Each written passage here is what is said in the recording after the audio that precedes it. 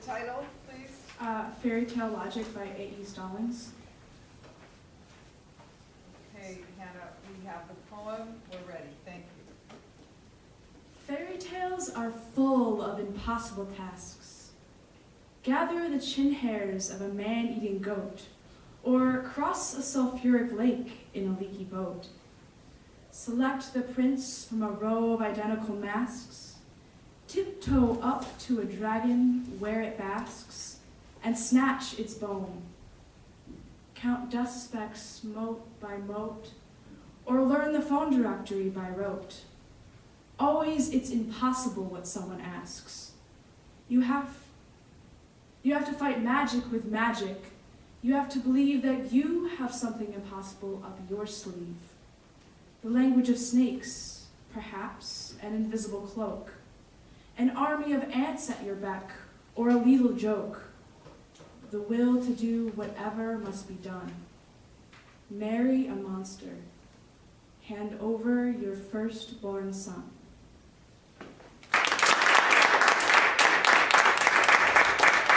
Thank you, Hannah. All right, Alicia, and on deck is Zorica. Welcome, Alicia, to the stage.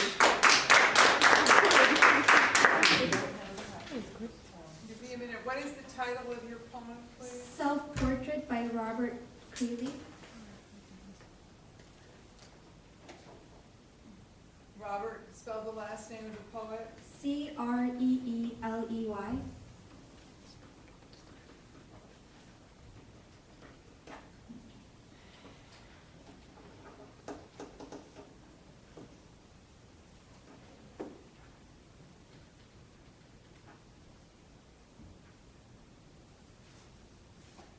And the title is Self-Portrait. Yes.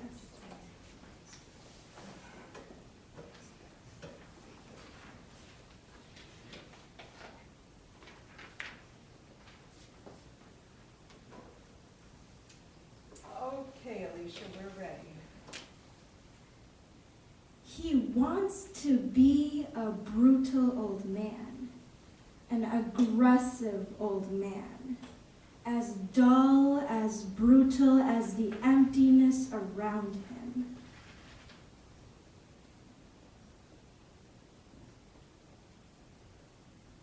He doesn't want compromise, nor to be ever nice to anyone, just mean and final in his brutal, his total rejection of it all. He tried the sweet, the gentle, the oh, let's hold hands together, and it was awful, dull, brutally inconsequential. Now he'll stand on his own dwindling legs,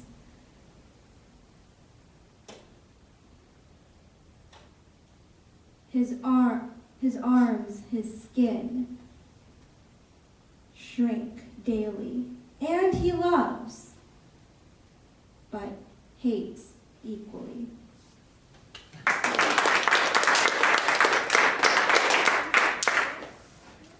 You guys are making some great poem choices. I love it. Okay, Zorica. Welcome Zorica back to the stage, and Rebecca Joseph is on deck.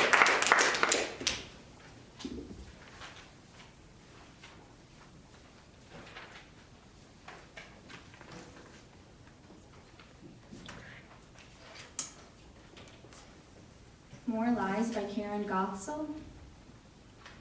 Okay, we're ready.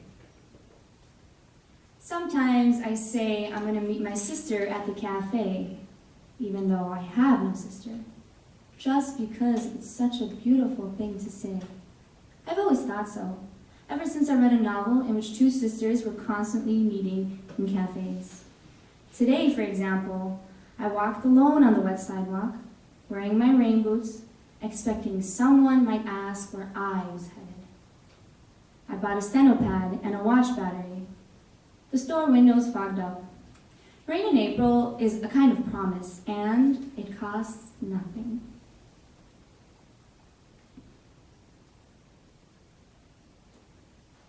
carried a bag of books to the cafe and ordered tea.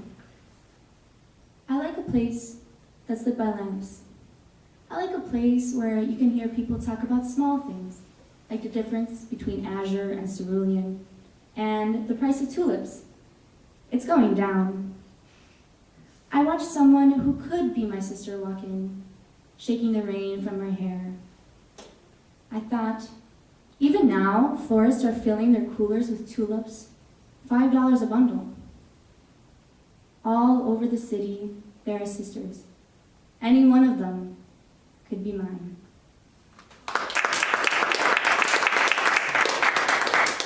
Thank you, Zorica. All right, Rebecca Joseph, and on deck we have Amber.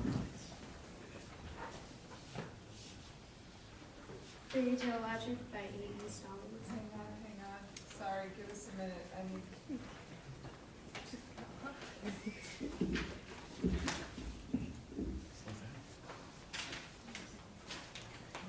We're not ready. We'll be short.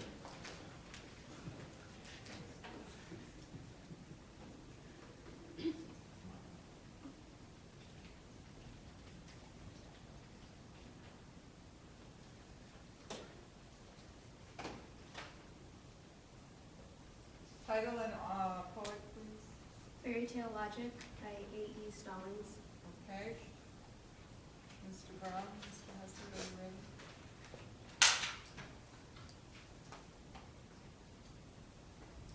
Okay, we're ready. Fairy tales are full of impossible tasks. Gather the chin hairs of a man-eating goat, or cross a sulfuric lake in a leaky boat. Select the prince from a row of identical masks. Tiptoe up to a dragon where it basks and snatch its bone. Count dust specks, mote by mote, or learn the phone directory by rote. Always, it's impossible what someone asks. You have to fight magic with magic. You have to believe you have something impossible up your sleeve. The language of snakes, perhaps. An invisible cloak. An army of ants at your beck, or a lethal joke. The will to do what must be done. Marry a monster. Hand over your firstborn son.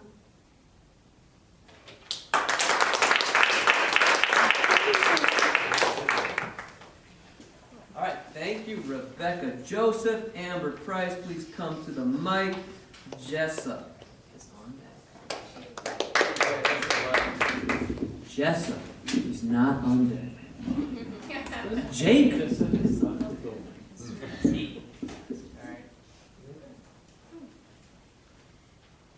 My poem is 100 Love Sonnets, number 17, by Pablo Neruda. Pardon me, 1 second. Just 1 second.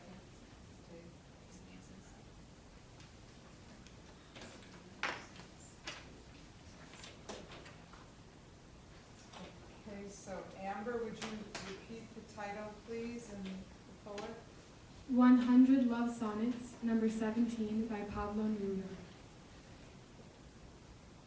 Okay, I don't love you as if you were a rose of salt, topaz, or arrow of carnations that propagate fire.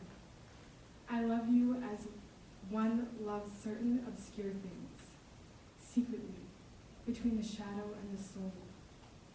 I love you as the plant that doesn't bloom, but carries the light of those flowers, hidden within itself. And thanks to your love, that tight aroma that arose from the earth lives dimly in my body. I love you without knowing how, or when, or from where. I love you directly, without problems or pride. I love you like this, because I don't know any other way to love, except in this form in which I am not, nor are you. So close that your hand upon my chest is mine, so close that your eyes close with my dreams.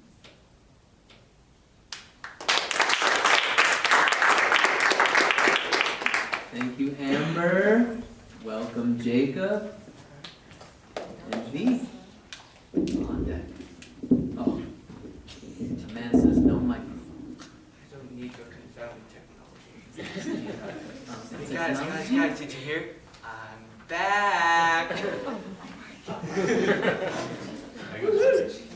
Alright, well, I really don't know what to say because I wasn't expecting to be back, so, alright, my poem is The Arrow and the Song by Henry Wallace. Okay, they're not ready. Quite ready. We're getting there. Thank you so much for your patience. Yeah, it's kind of a shorter poem because, like I said, I didn't expect it back.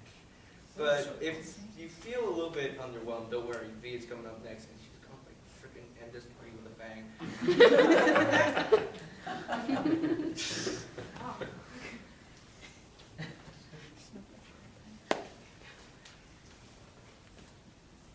All right, just to fill time, I have a very serious question for you guys. What is with the airline food? And what is with the airline food jokes? There's some airline food jokes. Tell us one. That's the only one I know, but I hear that there's some other ones somewhere out there, probably in the airports. When your airline joke poem is done, we're ready. I didn't plan on anything. I'm just flying by the seat of my pants here. You guys ready? Yes. We're ready. Yeah, we're ready. All right. Okay. I don't need to tell you guys the title again, do I? No? Why don't you? Yes. Just in case. Just in case, let's make sure. The Arrow and the Song by Henry Wadsworth Longfellow. Did you get that? Yes. All right. I shot an arrow into the air. It fell to earth and knew not where, for so fast was it in flight, the sight could not catch it in flight. Can I restart over? I so messed that up. Yeah. Please. Y'all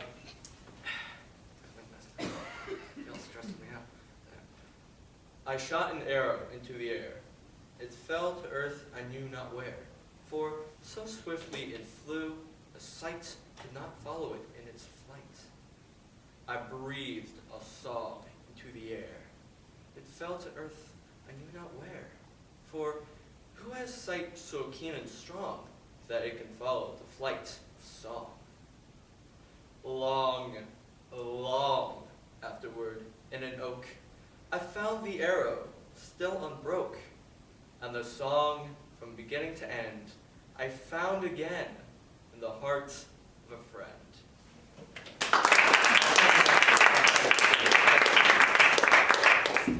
Thank you, Jacob. Here, look, I'm returning your microphone. Are you happy? Thank you very much. We'll be hiring you next year as the MC/Tech Genius. All right. All right, V. Yeah. Final performance of the evening. I need a minute, please. Title of your poem? It Was Not Death, for I Stood Up by Emily Dickinson.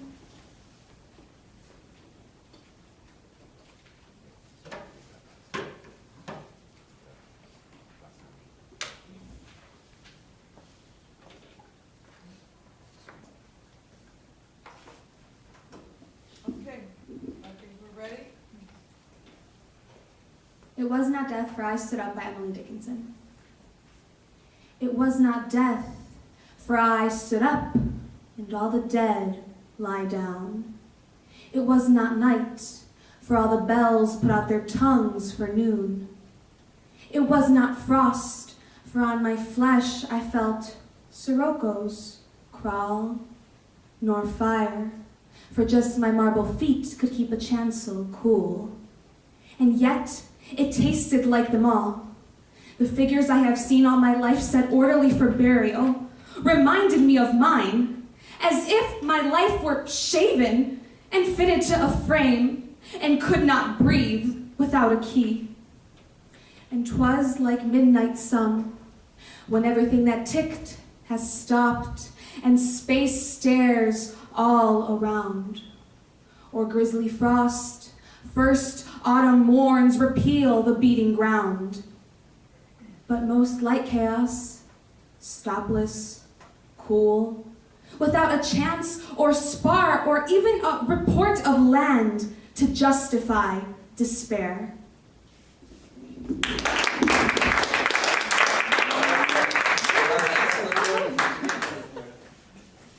All right, beautiful, beautiful. All right, so same routine. We need to give our judges about 10 minutes. So let's say we'll gather back here at 8:40. Take the final stroll around the beautiful halls of Maine East, and we'll see you in 10 minutes.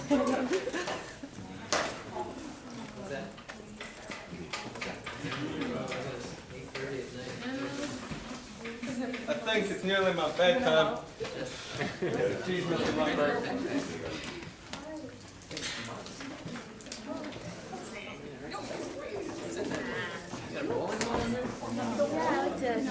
That's what it looks like.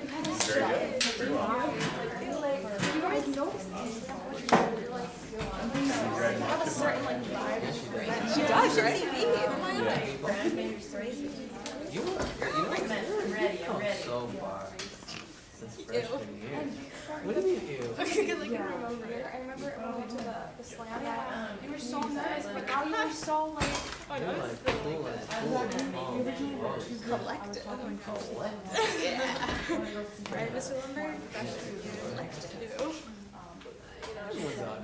So awkward. Everybody was so awkward. I was so awkward as a freshman. Like, I looked like a freshman. But then, I mean, if you weren't awkward as a freshman, you're going to be cool. So we have The only person who wasn't awkward. understudies for that, so they were working. It's cool, it's actually, yeah.